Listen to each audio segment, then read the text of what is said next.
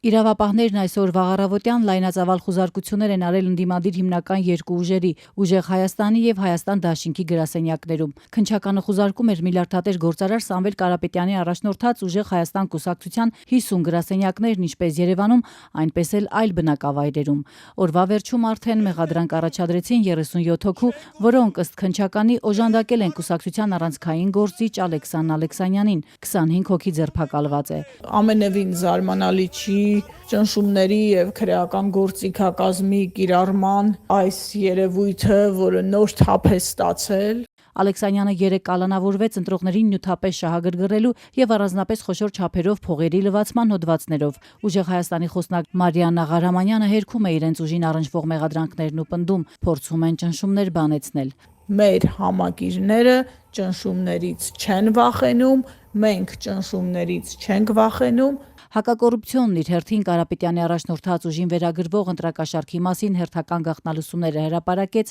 որտեղ տարբեր մարդիկ փողի շուրջ են զրուցում։ Ըստ իրավապահների, Աջափնյակի կուսակցության գրասենյակի պատասխանատուները համակիրներին ընտրակաշառք են խոստացելու տվել։ Ախպետ լալերի շենքը 100,000։ Մե 70 տվել եմ մեկին արդեն։ Չէ՞։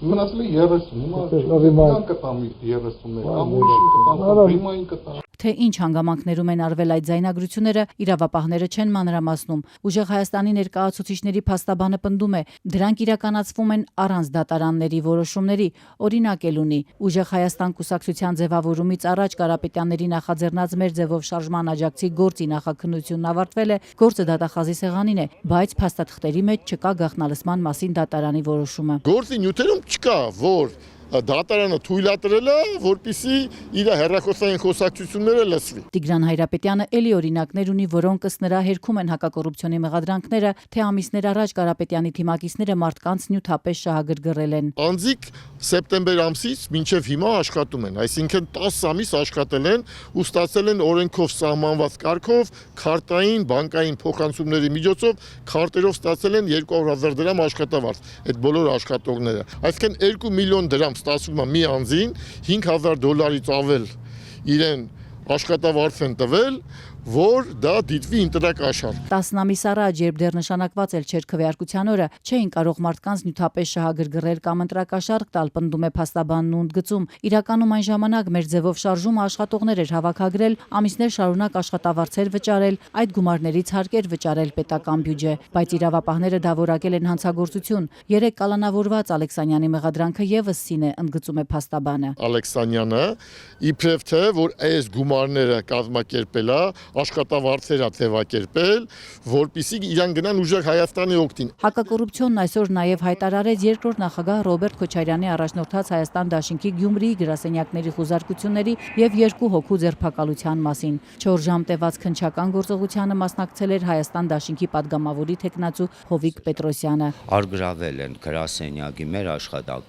աշխատանքային համակարգիչները եւ մի քանի աշխատանքային փաստաթղթեր, որոնք պարունակում են հիմնականում տեղամասեր, տեղամասային կենտրոններ, ընտրական հանձնաժողովների անդամների ցուցակներ, ինչ նպատակով որ այցելել էին մեր գրասենյակ, ոչ մի նման փաստաթուղթ մենք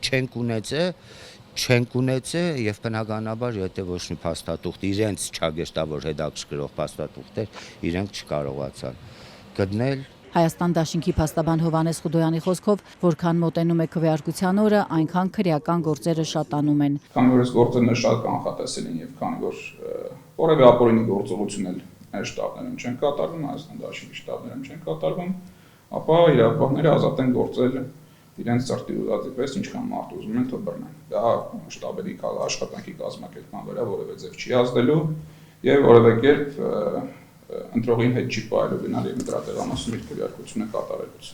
Իդեպ հակակոռուպցիոնն այսօր պնդեց, թե տարբեր կուսակցությունների համակիրներ ներգրավված են ընտրակաշառք տալու հանցավոր գործողություններում, պատրաստվում են ընտրությանը նախորդող օրը, այդ թվում ուշգիշերը, նախապես համաձայնություն տված քաղաքացիներին ընտրակաշառք տալ, ենթադրելով, թե լռության օրը իրավապահները ակտիվ չեն արձագանքի։ Կրկին զգուշացրեցին խիստ պատասխանատվության մասին։ Թե որ ուժերն են դրանք եւ արդյոք նրանց շարքում է նաեւ վարչապետի գլխավորած քաղաքացիական պայմանագիրը, իրավապահ կառույցը չի մանրամասնում։ Այս պահի դրությամբ ՔՊ-ին առնչվող վարույթ չկա, ընտրախախտումների մեղադրանքներով անցնում են միայն ընդդիմադիրները։